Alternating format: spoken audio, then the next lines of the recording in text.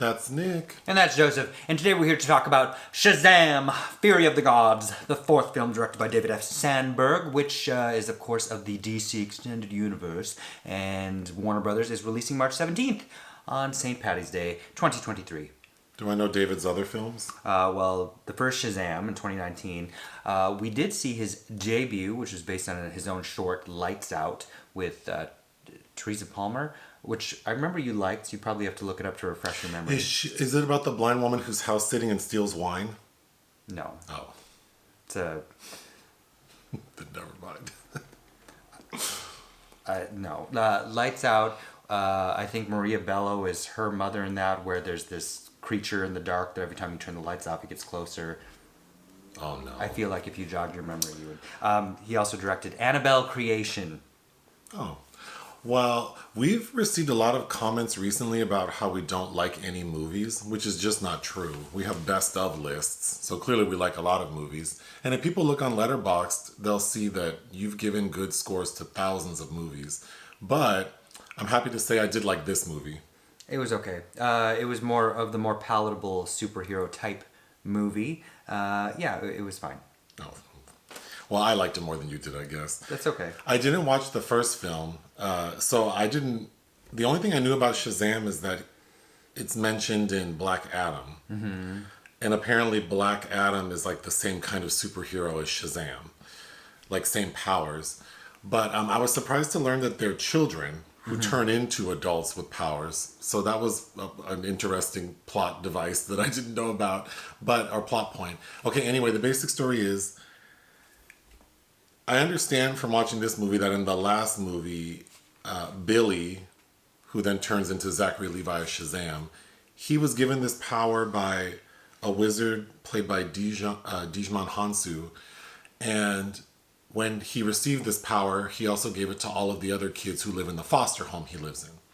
And when he was done doing that, he broke the wand so no one else could use it. But then this fool just littered and left it where it was. So in this movie, we see that broken wand is now in a museum. So the opening scene is the villain comes to get the wand. And the villain is actually three people. It's three sisters. Mm-hmm. The Daughters of Atlas. Played by Helen Mirren, Lucy Liu, and the lady from West Side Story. Rachel Zegler. Okay. They're not all bad, which we can talk about. Basically, those three are the villains. And they have come to Earth because they want the wand. They were like being like jailed somewhere, and like the power was taken from their father, and so their lives have been destroyed. But now that the wand was broken, they're able to escape, and they need that wand back so they can get their own powers back. So it's very predictable. They get the wand, they get their powers back, they defeat some of the children, the other superheroes who are part of Zachary Levi's little group, meaning that they just steal their powers, they're not dead. But everything culminates with Lucy Liu of the three sisters is the worst, because their original plan when they came to Earth was to get their wand, get their powers back, and then take some golden apple so they could like plant this seed back wherever the hell they come from and rebuild their land. But Lucy Liu's mad. Like, humans ain't shit. So she decides, against her sister's wishes, to plant the apple like in a football field in Philadelphia, which is where this film is set. And so she has to be defeated. So the plan is Helen Mirren's going to create a bubble for her and stick Zachary Levi's character in it. And basically it's like a suicide mission. He can generate enough power to kill her and this dragon she's on, but it also means it'll kill him too. And it does. So we see Shazam's family bury him. And then Djimon is like, well, I can't do shit because the wand is broken. And the only way, or it has no power left. The only way to get power is a god has to give it a spark. And guess who shows up? Wonder Woman, Gal Gadot. And she provides a spark to that wand. So all's well that ends well. The end of the movie is the family back at home. They had to rebuild their house because it was destroyed. Djimon comes by to pay them a visit and also to take the wand back so this shit doesn't happen again. And then Billy the kid who turns into Shazam said, because apparently he didn't have a name in the first movie. So at the end of this movie, he asks Dijman, "What is my name?" And Dijman says it's Shazam. Which we learn in this film is an acronym of a bunch of Greek gods Yes. put together. And then the post-credit scene is that Shazam is like out in the woods somewhere playing, and some people come and approach him, offering him a job to be a part of the Justice Society, not the Justice League. They're emissaries of Amanda Waller's, the Viola Davis character. Oh, From did they say that? They said Amanda Waller several times. Oh, I guess I didn't recognize. I didn't recognize those two fools, but I did know her name. I like this movie. I thought that since I don't generally care for like superhero movies, I thought that this variety is probably the most like what I would want, because I do feel like a lot of the plot lines and what happens feels kind of juvenile. So it made sense to me that these are like teenagers or kids in some cases, or like in Meagan Good's case, like they're acting like kids. Right, and I think it conjures. I think what's missing from a lot of these films that that magic of discovery and childhood. Yes. But then it also is a reminder of that. I'm an adult, and this feels geared towards something like that. If I were on a plane and watched it, I would have been happy with my selection. It did feel a little long. It does feel long, and it's not even that long. By the time that we get to this grand showdown with Lucy Liu, who effectively kills her sister Helen Mirren, who is revived, but well, she's revived long enough to trap her in a bubble, but yes. then at the end, Helen dies, like vanishes. Yes, but then we have to get, because if you're a fan of Greek mythology, I guess there's an argument for liking kind of a lot of how those elements are worked in here, because when the tree is planted in that stadium, all of these monsters from mythology, like the griffin and the harpies, and which were kind of fun to look at. They're kind of fun to look at, and are a nice reminder of like Clash of the Titans and the old Ray Harryhausen special effects, but with CGI. There's this part where they have to conjure the only enemy of these creatures, which are unicorns, which here are configured as these black beasts that aren't very friendly, and that felt all just like a lot of nonsense. I thought that was the beginning of when the film took a downturn for me, because we hear, so an important side character in the movie is a writing pen named Steve. A quill. A quill. He's like this all-knowing pen. Kind of like that awful movie we watched on Netflix, with Charlize Theron and Kerry Washington. God, The School for Good and Evil. Yeah, like that same kind of pen in the same kind of space. And they asked the pen, like, hey, what are these beasts afraid of? And the pen says unicorns. And Dijman's like, oh, it's not like the unicorns These are like the most, like, he makes it sound like it's going to be the scariest thing we've ever seen. And when we actually see them, they look pretty regal. They look like black Clydesdales with horns. With horns that eat like Skittles, because that's the closest thing we have to ambrosia. And we're told they like ambrosia, so it's Meagan Good's little kid character who feeds them Skittles, which is really cute, and I could see people liking it. I thought it was cute. But I was also disappointed, like, they're scared of these horses. Mm-hmm. And so then that was the beginning of when it felt slow. But what really threw me off is the final battle between Shazam and Lucy Liu riding this dragon. Calypso. We're told that he can conjure, like, he can fill the wand with enough electricity that it will explode like a bomb, but then it will kill everything around it. And that's why it's a suicide mission.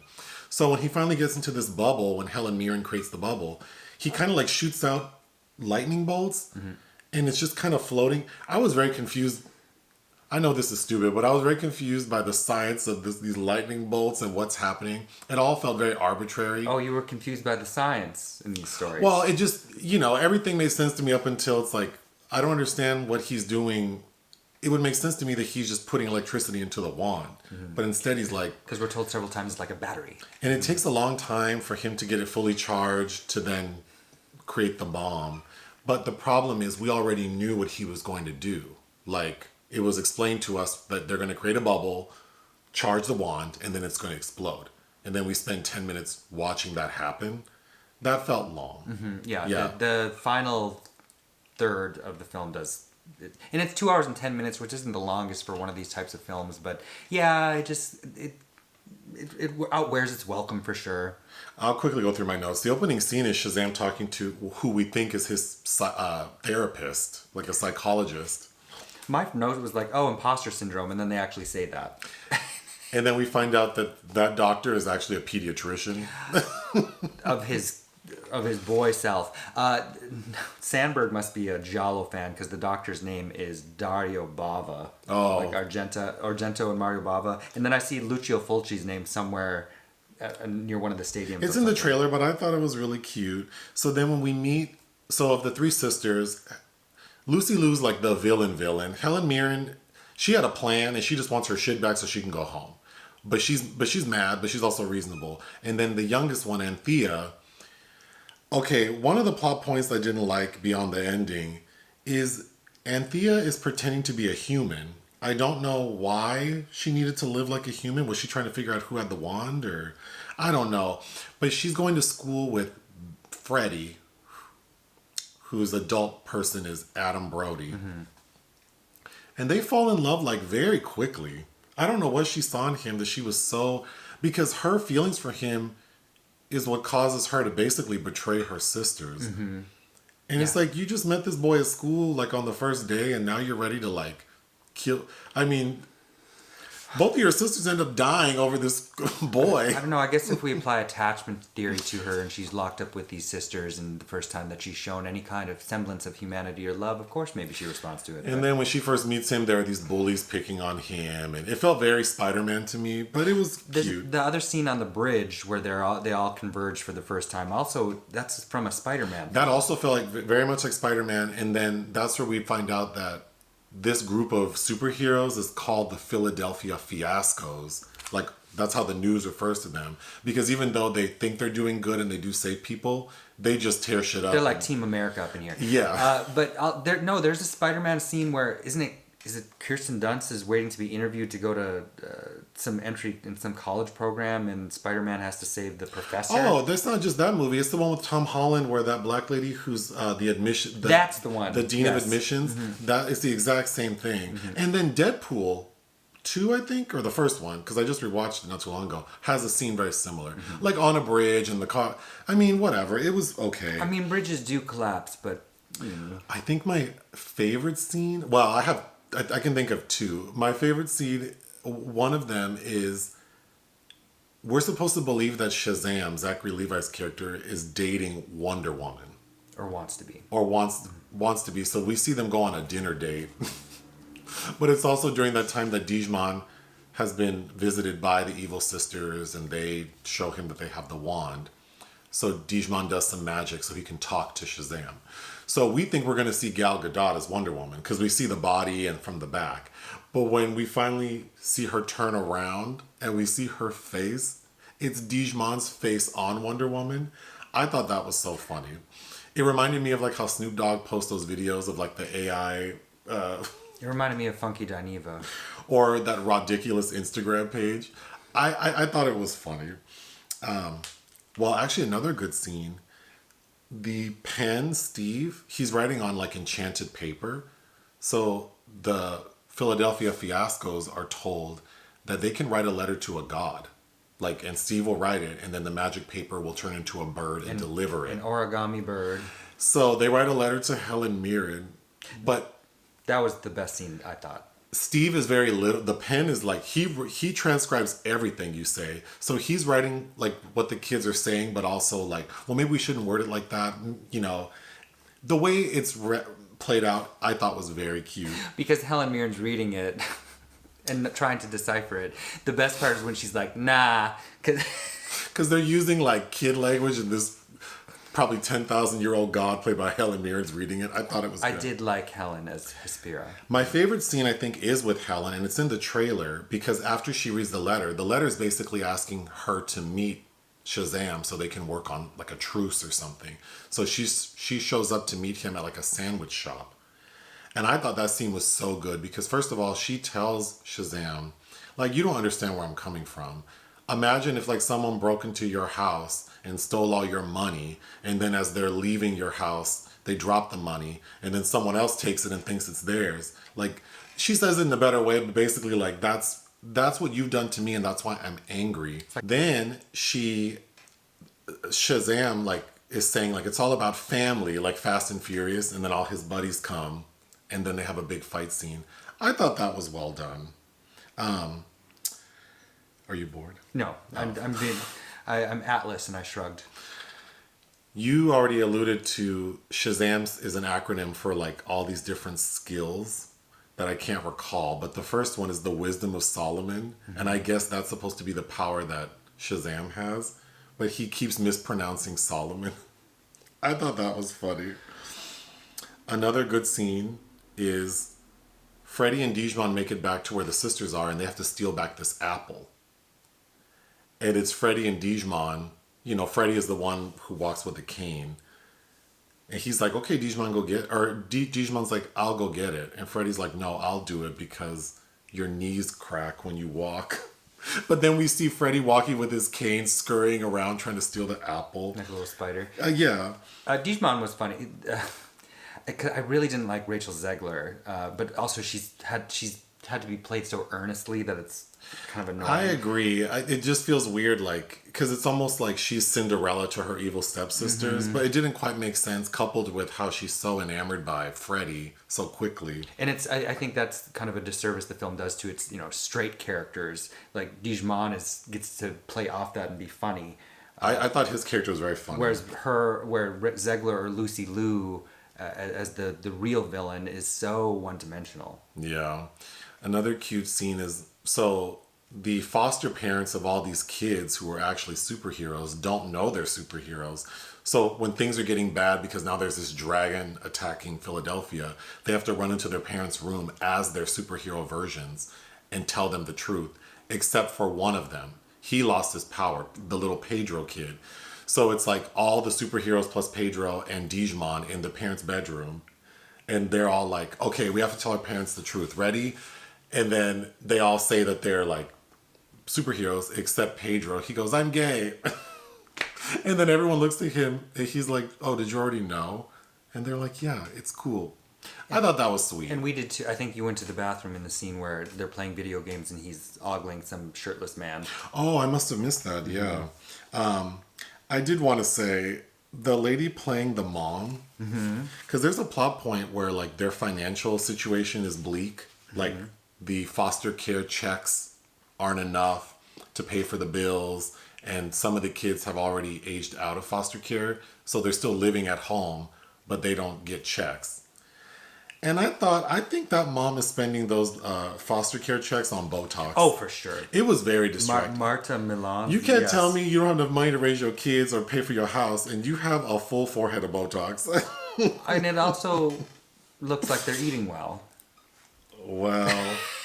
So, I don't know. That's why when people on the street ask me for money, you can't be fatter than I am. No. And tell me you need some food. It's not. It's just an observation. It looks like everyone's doing just fine. That's all I have. Yeah, it was okay. I thought the same about the first one. And you don't meet the rest of the foster kids as the team until the very end. And I remember thinking, so you only get one, I think maybe one scene with Meagan Good in the first one, and I thought she was cute. Oh, yeah. She's cute in that moment. It's like, oh, she's actually more realistic as a little girl's behavior now than she was in Eve's Bayou. And I thought Zachary Levi really has no room to go. Well, that's I think what I'm saying. I just don't see him based on that portrayal and also his age. I don't know if it makes sense that he would be able to do more of these, but I did enjoy this movie. It makes me want to watch the first one. Because what happens when that character Billy starts not being when he grows out of adolescence? Yeah. Then his behavior is going to have to change, and it's going to be less entertaining, right? Right. What would you give it? If I believed in 3/4, I'd do 2 3/4, but I'll kick it up to 3. Oh wow! I'm giving it 3 out of 5. Anything else? No. Hit the thanks button. Listen to our podcast. Bye.